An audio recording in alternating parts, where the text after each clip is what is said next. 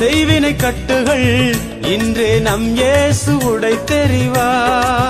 மந்திர சூனியம் செய்வினை கட்டுகள் இன்றே நம் இயேசு உடைத்தெறிவா. ஆவியானவர் நமக்குள் இருப்பதால் உலகத்தை நாம் கலக்கிடுவோம்.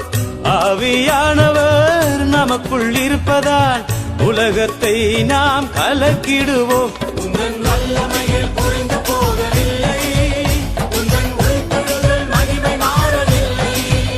உந்தன் வல்லமையில் புரிந்து போகவில்லை, உந்தன் உள்படுதல் மகிமை மாறவில்லை.